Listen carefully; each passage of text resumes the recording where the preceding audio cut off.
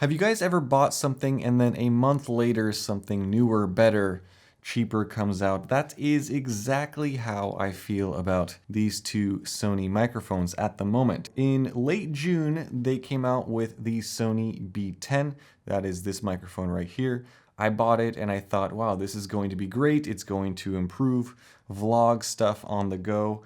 And it's been a good microphone. And then late July, Sony comes out with this tiny little guy. This is the G1. And not only is it $100 cheaper than the B10, it's more compact and it supposedly sounds really, really good. So the point of this video today is really for me to figure out which one of these two microphones I am going to keep. Let's start with the B10. This is a smaller version of the Sony B1M, which has twice the capsules and is $100 more expensive. I wanted something small, so this B10 fits the bill. It is roughly 3 inches tall and 3 inches long. It weighs 72 grams and it mounts to the hot shoe of a camera and locks into place. It has a wobbly shock absorber. On the front it says Sony, on the back there is a lot of stuff. This mic can be used as a digital or analog microphone. For newer cameras, you can record a digital signal. For all other older cameras, the analog mode is for you. You can select 3 pickup patterns, add low cut or noise cancellation, mess with your attenuation, and lastly, set your audio levels manually or in auto. Oh, and there is a flap here with a micro USB for firmware updates. At the top, there are 4 mic capsules that somehow miraculously pick up sound from all sorts of directions. Overall build is good. It's plastic, but it feels better quality than cheap plastic. If anything were to break, I would speculate it would be the hot shoe mount itself, which unfortunately is plastic as well. The G1 is quite a bit different. Here you can see how much smaller this newer mic is. It is about 2 inches by 2 inches and weighs just 34 grams. At the bottom, you get the same mount that is plastic. You get a built-in shock absorber, Sony on the front, a mic out 3.5mm jack, and that's it. The rest of this microphone is just mesh grills everywhere, no buttons, no knobs, no switches. This mic is designed for a different crowd. In a way, it is foolproof because you can't mess it up. You plug it in and everything is in auto mode, mic levels, pickup pattern, everything is taken care of for you. And for non-tech people, this is perfect. So here are some audio samples that my wife took. Ready, set, go. So this is the built-in microphone. I'm here with my assistant. We are at a busy intersection. I'm Lucas. Yeah, we're at a busy intersection and this is what it sounds like outside. This is microphone number 2. This is the B1. This is what it sounds like at an outdoor intersection. All intersections are outdoor, but this is what it sounds like. This is the G10. I'm Lucas. This is the G10 large microphone at a busy intersection outside. Everyone's looking at us by now, so we're just waving and smiling. Hey guys, this is what the built-in microphone sounds like. I'm just walking around inside in my house, quiet, nothing happening. I have both little helpers with me. This is mic number 2, the G1 small mic. This is what it sounds like inside, quiet house, not much going on. This is the 3rd mic, the B10. This is big mic. Honestly, I don't like either mic because I like Arthur, but we're gonna test them out and this is what it sounds like. Hey guys, so here I am outside at a park. It's pretty quiet and this is what the built-in microphone sounds like. Okay, this is test number 2. This is the G1 small mic again, outside at a park. Quiet area, this is what it sounds like. So this is the last test. This is the B10 large microphone. This is what it sounds like outside, quiet area in a park. As you can see from those samples, I think that either one of these microphones is a step up over the built-in microphone on the Sony ZV-E10. Now that is my personal opinion.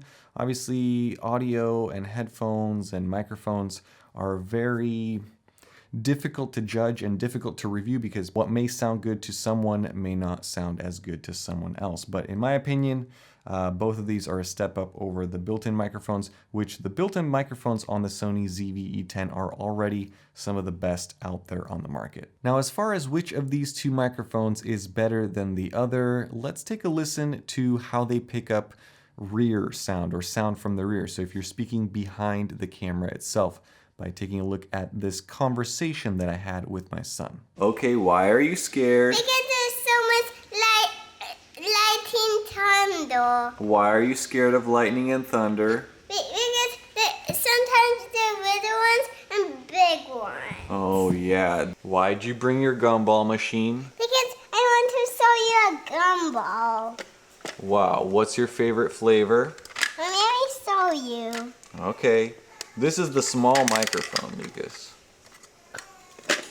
Whoa, the lightning. Look, I like this car. Look how nice it is. Do you remember the name of this car?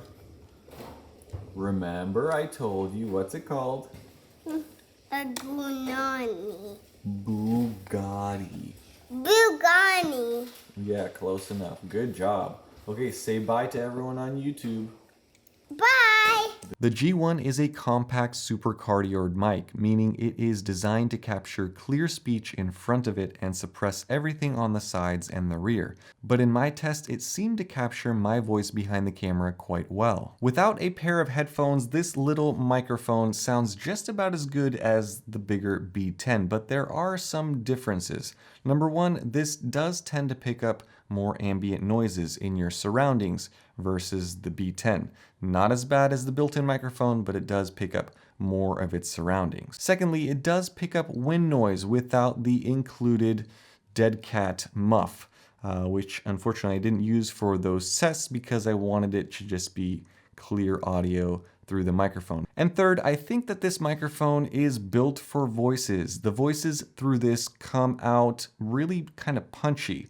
So if you look at a graph of equalizer, this would be a heavy mid-forward microphone. So it's great for voices. The B10, on the other hand, is a digital shotgun mic. Because of its design, you can capture sound in a variety of directions. It's a better microphone for vlog conversations. In general, I found the larger B10 microphone to be tuned very similar to the built-in microphone on the ZV-E10. That is, it's very natural sounding. There's no real peak in the mids. I also think that it did an excellent job of isolating voices, that is blocking out sound from the sides.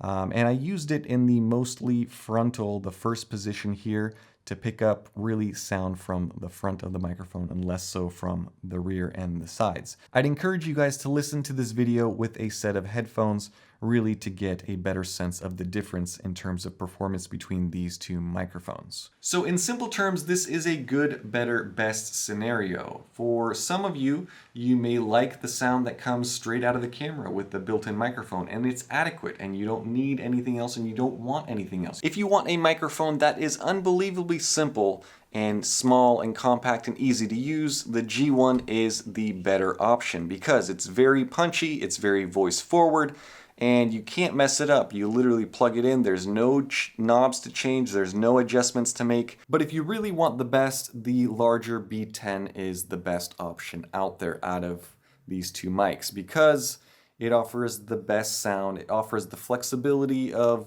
different pickup patterns. Even though I used one pickup pattern for all of this video, it's nice to have the option to take in more of your environment if you wish to do so. I do wish it was smaller, I do wish it was cheaper, but you can't have it all.